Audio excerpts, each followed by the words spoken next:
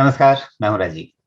आज हम बात करने जा रहे हैं सोवरन गोल्ड बॉन्ड की। इसकी नई नई किस्तें लगातार आती रहती हैं, नया नया ट्रेंच या भाग जो कहें आप कुछ समय के अंतराल पर 2 महीने 3 महीने के अंतराल पर आता रहता है। और इस वित्त वर्ष में 2021-22 में इससे पहले 6 किस्तें आ चुकी हैं, 6 भाग आ चुके हैं ट्रेंच। अब ये 7वां भाग हमारे सामने है, कल खुला है सोमवार को, और अभी 29 तारीख तक जारी रहेगा, खुला रहेगा आवेदन के लिए। तो इसमें पैसा लगाना चाहिए, नहीं लगाना चाहिए, इसके बारे में हम बात करेंगे। और इस बारे में हमें आपको एक सही रास्ता बताने के लिए हमारे साथ आज हैं वंदना भारती, जो एवीपी हैं एसएमसी कमोडिटीज की। तो स्वागत करते हैं वंदना जी का। वंदना जी नमस्कार। अब जिस तरह से इस समय सोने के भाव दिख रहे हैं बाजार में, एमसीएक्स में देखें या अगर आप स्पॉट में भी देखें, तो ये भाव जो है थोड़ा ऊंचा ही है। पिछले कुछ समय से लगातार हमें सोने में बढ़त ही दिख रही है। तो इसके चलते शायद क्या ये माना जाए कि ये जो सीरीज 7 है इसके लिए निवेशकों का एक अच्छा उत्साह बनेगा? जी सर, यहाँ पे कह सकते हैं काफी लॉन्ग कंसोलिडेशन के बाद जो 21 था काफी वॉलेटाइल रहा गोल्ड के लिए। पहले तो काफी पॉजिटिव रिटर्न्स आए, फिर इक्विटी मार्केट की यूफोरिया के बाद हम लोगों ने देखा कि कंसोलिडेशन आया, करेक्शन आया। अब यहाँ पे बहुत अच्छा एक सपोर्ट बनता हुआ दिख रहा है, चाहे गोल्ड हो या सिल्वर हो बुलियन काउंटर में। और ईयर एंड में लग रहा है जो फोर्थ क्वार्टर है वो यहाँ पे पॉजिटिव रिटर्न देने के लिए तैयार दिख रहा है। तो मेरे ख्याल से एक फिजिकल बाइंग भी काफी बढ़िया बनी है। करेक्शन पे इम्पोर्ट जो नंबर्स है लगातार यहाँ पे इम्प्रूव हो रहे हैं, और साथ में हमारा फेस्टिवल सीजन है और यहाँ पे वेडिंग सीजन जो है वो भी है यहाँ पे। तो मेरे ख्याल से एक पॉजिटिव रिटर्न के साथ मुझे लग रहा है कि गोल्ड के स्टैंड में एक पॉजिटिव इन्फ्लोज जो है वो देखने को यहाँ पे मिल सकता है। जी बिल्कुल। तो यहाँ पर आपकी सलाह क्या है? क्या इस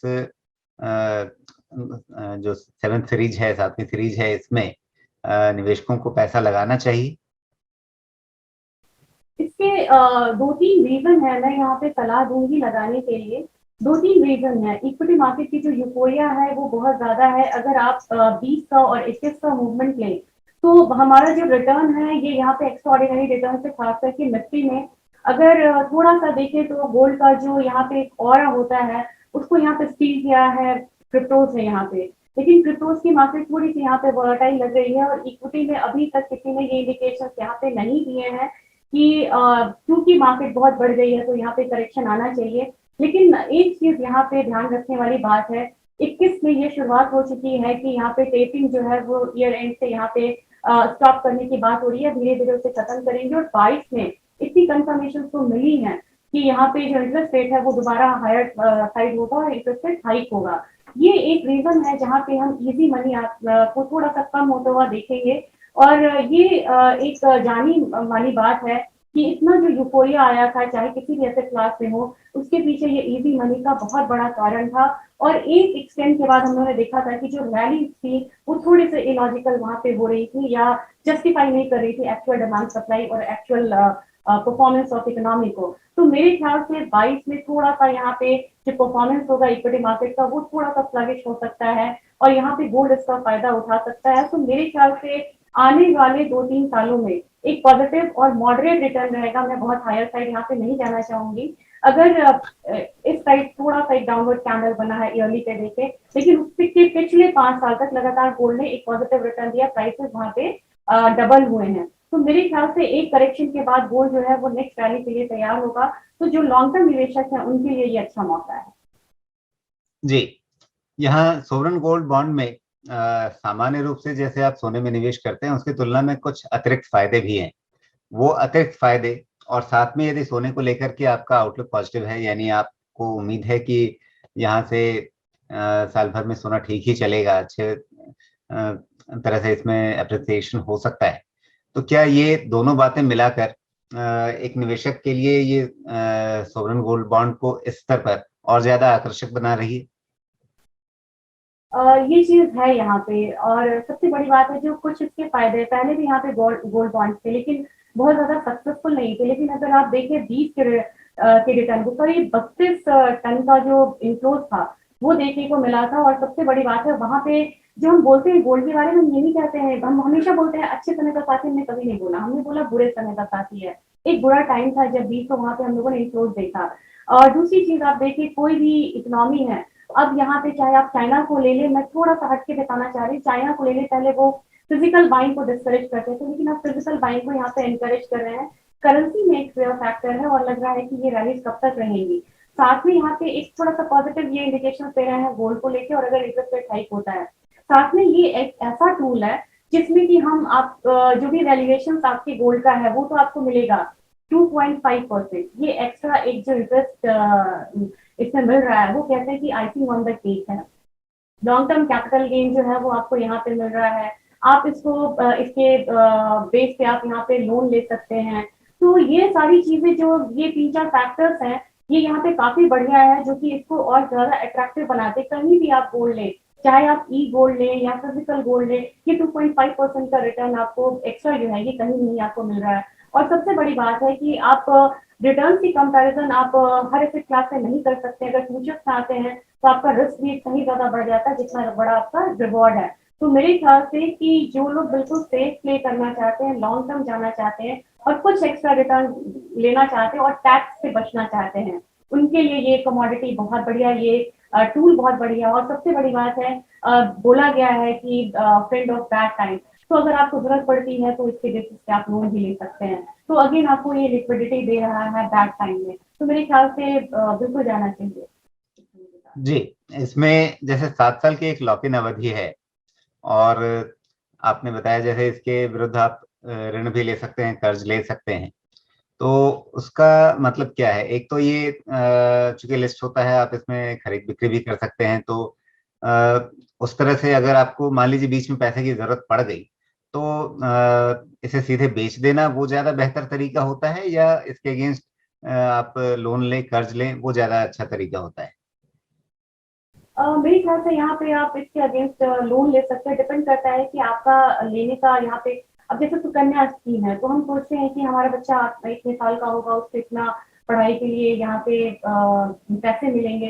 तो जब हम लॉन्ग टर्म यहाँ पे गोल्ड बॉन्ड ले रहे हैं, तो हम किसी उद्देश्य के साथ लेते हैं कि इस पैसे को हम यहाँ पे खर्च करेंगे, चाहे हमारा एजुकेशन हो, बिजनेस हो, मैरिज हो। तो मेरे ख्याल से उस उद्देश्य को ध्यान में रखना होगा। अगर वो हैम्पर नहीं हो रहा है तो मेरे ख्याल से यहाँ पे आप लोन लेके यहाँ पे चल सकते हैं। और अगर शॉर्ट टर्म आपको लोन लेना है, ये बेसिस पे आप लीजिए, लोन को आप पूरा करिए और फिर इसको कंटिन्यू कर सकते हैं, क्योंकि इसके जो गेन्स है वो यहाँ पे आपको मेच्योरिटी के बाद ही ज्यादा अट्रैक्टिव है, और मेच्योरिटी के बाद ही आपको ज्यादा गेन्स मिल रहे हैं। तो मेरे ख्याल से लोन लेना बेहतर एक ऑप्शन रहेगा। जी, क्या ऋण लेना इस मायने में भी बेहतर है कि फिर आप 7 साल तक पूरा होल्ड करेंगे और उसके बाद आपको टैक्स का पूरा फायदा मिलेगा? जी, क्योंकि टैक्स एक बहुत बड़ा इशू है और हायर साइड भी है। तो अगर आप इसका टैक्स का फायदा नहीं ले रहे हैं तो समझिए कि आपका जो भी प्रॉफिट मिल रहा है उसमें से थोड़ा सा आप टैक्स में उसको कट कर रहे हैं। तो मेरे ख्याल से आपका प्रॉफिट जो है वो कम हो रहा है।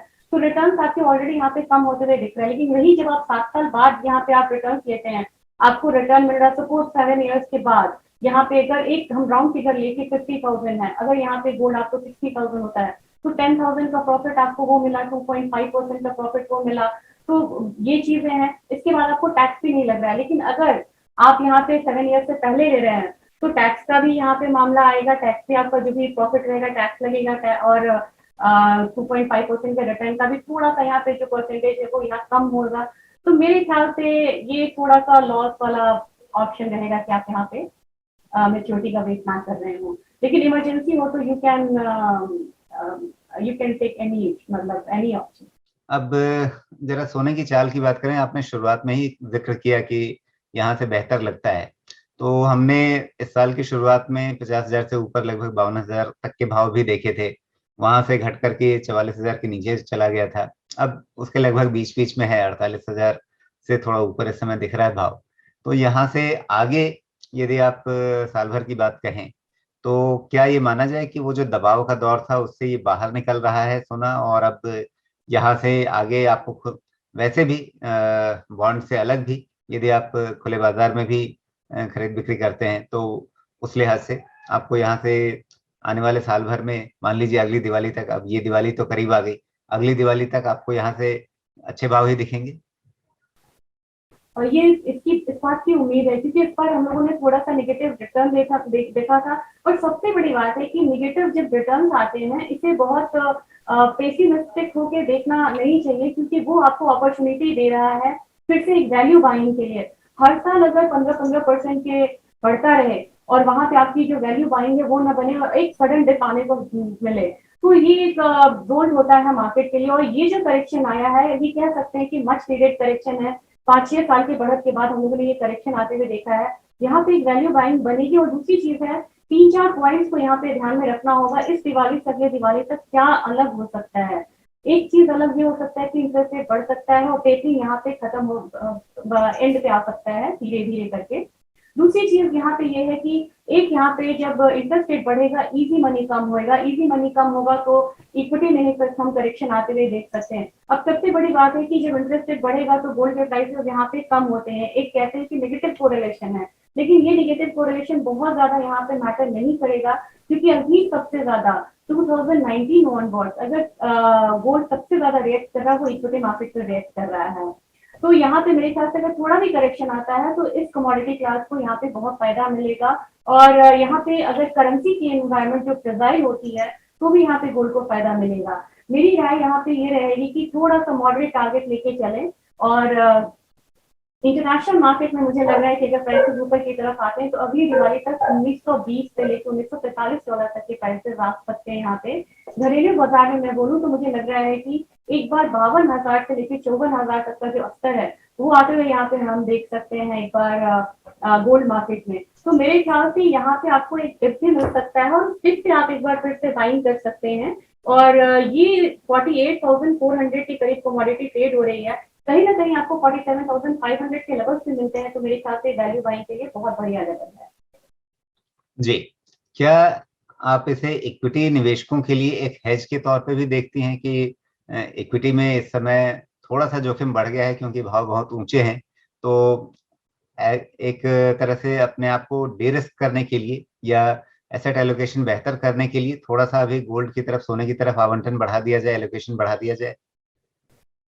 सर ये आपने परफेक्ट टाइम पे ये क्वेश्चन पूछा है और परफेक्ट क्वेश्चन है, क्योंकि सर ईयर एंड होता है। जब भी ईयरली आप कैंडल्स देखें, हमेशा ईयरली कैंडल्स पे कैंडल स्टिक में एक टेल बना होता है और ईयर एंड होता है जहाँ हेज फंड्स कहते हैं वाइंड अप करते हैं, प्रॉफिट बुक करते हैं और मार्केट से निकलते हैं। और सबसे बड़ी बात है कि जितने भी लाइसेंस हैं उसके जो वेटेज होते हैं उसको दोबारा रीअसेस किया जाता है और वेटेज को चेंज किया जाता है। ये एक टाइम होता है जब लॉन्ग वीकेंड पे भी यहाँ पे जाते हैं विदेशों में लोग, उसका जो असर है भारतीय बाजार पे भी देखने को मिलता है। क्रिसमस रैली से उसकी शुरुआत होती है।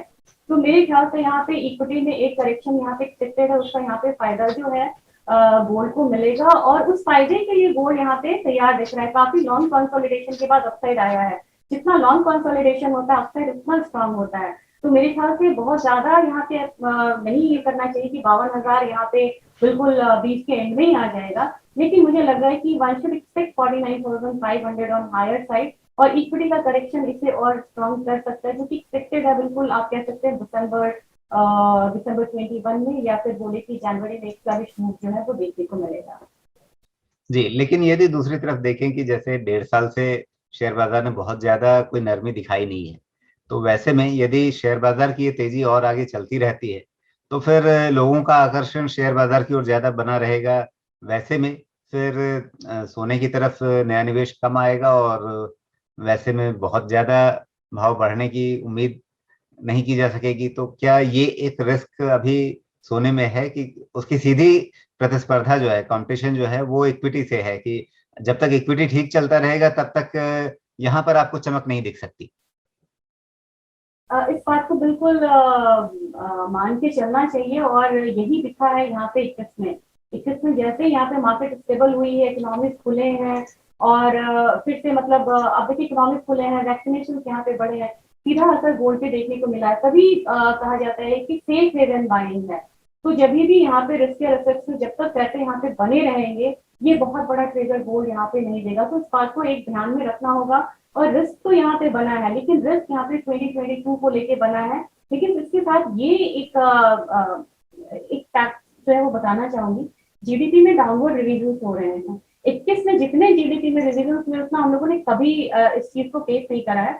जीडीपी के डाउनवर्ड रिवीजन है यहाँ पे, और 22 में 21 का जो जीडीपी एक्सपेक्टेशन है वो 22 का नहीं है। तो जो मैक्रो डेटा है उसको ध्यान में रखते हुए मुझे लग रहा है कि मॉडरेट रिटर्न यहाँ पे मिलेगा। हालांकि ऐसे एनवायरमेंट में भी अगर इक्विटी इकोनॉमिक परफॉर्मेंस को अलग रखते हुए एक रैली फिर से भी देती है और वहां पे जो प्रीमियम है बढ़ता है, तो मेरे ख्याल से फिर यहाँ पे जो चमक है सोने की वो थोड़ी सी यहाँ पे फीकी हो सकती है, इसमें कोई दो राय नहीं। जी वंदना, साथ में यदि हम चांदी की भी बात कर लें तो वहां पर आपका अनुमान क्या है? चांदी यहाँ से अगले एक साल में, अगली दिवाली तक मान लीजिए, कहाँ जाती हुई दिख रही है आपको? जी, चांदी ने काफी दिनों से यहाँ पे गोल्ड को थोड़ा सा आउट परफॉर्म किया था, और यहाँ पे रीजन भी था क्योंकि डिमांड अगर यहाँ पे 8% बढ़ रहा था, एक्सपेक्टेशन है अभी ओवरऑल तो 2021 का डेटा नहीं आया, लेकिन डिमांड जो है वो 8% बढ़ने की उम्मीद है, सप्लाई साइड 5% है। ईटीएफ बाइंग जो है वो यहाँ पे सिल्वर में बढ़ी है। दूसरी चीज है कि एक न्यू ट्रेंड यहाँ पे आया है, अब जितनी भी बड़ी इकोनॉमीज है वो कह रही है clean energy, clean energy, solar plates हो या अलग चीजें हो, चांदी उसमें यूज हो रही है। काफी दिनों से ये था कि इंडस्ट्रियल यूजेस बढ़ेंगे और चांदी के पैसे बढ़ेंगे, लेकिन ये बिल्कुल स्लगिश टेरिटरी में था। लेकिन यहाँ से एक मूव आया है और जो माइनिंग सप्लाईज है वो यहाँ पे कम हुई है, तो मेरे ख्याल से ये एक बढ़िया मौका है। आप देखिए फिर बेस मेटल्स जो है रिस्की एसेट्स है, क्योंकि चांदी बेस मेटल है, मतलब बेस मेटल का भी प्रॉपर्टीज है और प्रेशियस मेटल का भी प्रॉपर्टीज है। दोनों साइड हम लोग एक बाइंग देख रहे हैं और रिकॉर्ड बाइंग देख रहे हैं, उसका फायदा इस काउंटर को मिलेगा। और मेरे ख्याल से हो सकता है कि 2022 में भी चांदी यहाँ पे गोल्ड को आउट परफॉर्म करे, और अपसाइड में एक बार हो सकता है, ऑलरेडी ये 67,000 के लेवल के करीब है, just few point shy away कह सकते हैं। मेरे ख्याल से यहाँ पे अगर 2022 की बात की जाए तो we can target 74,000-75,000 levels in silver on higher side. तो इस कमोडिटी में तो आपको शार्प फॉल या शार्प अपसाइड दोनों ही मिलती है इस कमोडिटी में। जैसे ही यहाँ पे 61-62 के लेवल फिर से अगर मिलते हैं तो मेरे ख्याल से बहुत बढ़िया एक वैल्यू बाइंग रहेगी, और 2022 के लिए 74K का एक बार टारगेट लेके चल सकते हैं चांदी में। जी, यदि सोने और चांदी दोनों में यदि हम डाउनसाइड की भी बात करें साथ में, तो किस तरह के निचले स्तरों को देखने के लिए तैयार रहना चाहिए बाजार में किसी वोलेटिलिटी के दौरान, किसी उतार चढ़ाव के दौरान? बिल्कुल, ये एनर्जी काउंटर की तरह मूव करती है। जैसे एनर्जी में क्रूड ज्यादा स्टेबल है, नेचुरल गैस हम बहुत हायर डाउन अपसाइड और डाउनसाइड देखते हैं, शार्प मूव देखते हैं। सिमिलरली बुलियंस में तो गोल्ड जो है ये एक स्टेडी मूव दिखाता है, और सिल्वर जो है बहुत शार्प वोलेटाइल मूव दिखाता है। मेरे ख्याल से अगर बात की जाए गोल्ड की, तो लोअर साइड में यहाँ पे एक बार हम 45,400 से नीचे का एक्सपेक्टेशन बहुत ज्यादा करके नहीं चल सकते, थोड़ी सी स्टेबिलिटी है वहां पे 45,000 डाउन साइड। और हायर साइड की बात की जाए तो मुझे लग रहा है कि एक बार 54,000 55,000 के मूव्स जो है वो देखने को मिलेंगे। अगर 45,000 से नीचे अगर स्टे करती है कमोडिटी तो हमारा नेक्स्ट सपोर्ट यहाँ पे 42,000 का होगा। लेकिन चांदी की बात की जाए तो मुझे लग रहा है 62,000 is the first support, major support, उसको ब्रीच नहीं करना चाहिए। ब्रीच करता है तो नेक्स्ट सपोर्ट इज 58,000। लेकिन रेजिस्टेंस अगर इस कमोडिटी की करे तो मुझे लग रहा है कि हायर साइड यहाँ पे और भी ज्यादा है, और हम एक बार 72,000 देन 75,000 दो टारगेट को लेके चल सकते हैं चांदी में। तो मैंने दो सपोर्ट्स भी दिए हैं और दो यहाँ पे हायर साइड का टारगेट भी दिया है। जी वंदना, बहुत बहुत धन्यवाद आपका, आपने समय निकाला, ये सारी बातें हमारे दर्शकों के लिए बताई। जाने से पहले कोई डिस्क्लेमर आपकी ओर से? जी सर, मुझे यहाँ पे गोल्ड या सिल्वर मेरी पर्सनल होल्डिंग नहीं है फ्यूचर्स मार्केट में, और लेकिन कंपनी एडवाइस पे कंपनीज में क्लाइंट्स की कुछ पोजीशन यहाँ पे होल्ड है। जी वंदना, बहुत बहुत धन्यवाद आपका एक बार फिर से, और आपको दीपावली की अग्रिम शुभकामनाएं अभी से। आशा करते हैं कि दीपों का त्योहार आपके लिए, आपके परिवार के लिए और आपके सभी मित्रों परिषदों के लिए शुभ हो, सभी निवेशकों के लिए भी शुभ हो। नमस्कार। थैंक यू सर, आपको भी और सारे व्यूअर्स को भी दिवाली की शुभकामनाएं।